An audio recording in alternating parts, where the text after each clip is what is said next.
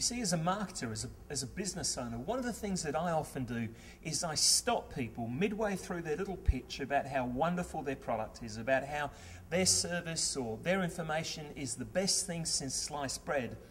And I do something called bottom lining people. I say, hang about, why should I listen to you in the first place? What qualifies you to tell me anything? Why should I bother giving you the time of day? And when it comes to your health, listen to me, folks, you've got to stop and you've got to do the same thing. Just because someone's Uncle Ebenezer invented this incredible elixir that's going to give you the fountain of youth and make you feel 10 years young again, doesn't mean that the stuff in the bottle's good for you. And so what we've done today, we've got a qualified medical doctor, Dr. Scott Saunders, no relation to the Kentucky Fried Saunders. You can tell that just by looking at him. There's no white hair, no shaggy beard, and he's a lot thinner than that guy was too.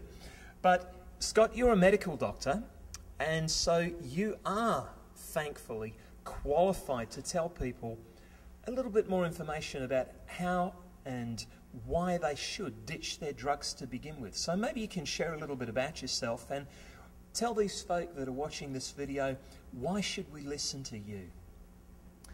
Well, I went to school, medical school at UCLA, and graduated in medicine, so I understand medicine. And that's kind of important. There are a lot of people who will tell you to get off your drugs, but they don't know what the implications of getting off of medicine are.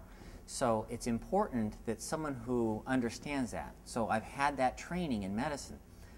After medical school, I did a family practice residency. What that means, 3 years after medical school, I studied all kinds of medicine, from infancy, I delivered over 200 babies, to elderly people in a nursing home. So the whole scope, the whole spectrum. Everything in between. So I had to learn about all the different types of medications, how they were used, what they were used for, even the specialty medications, because if I sent someone to a specialist, they came back to me. Often I would have to manage those medications.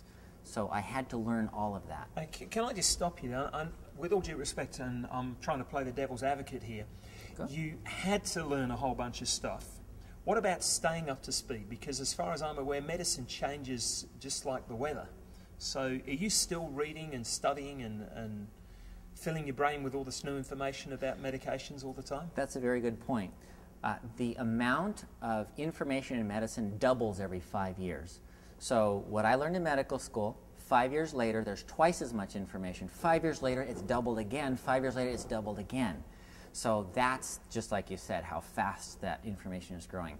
In order to stay abreast of that, I have to constantly be studying. So I have internet programs that I watch. I go to conferences every year.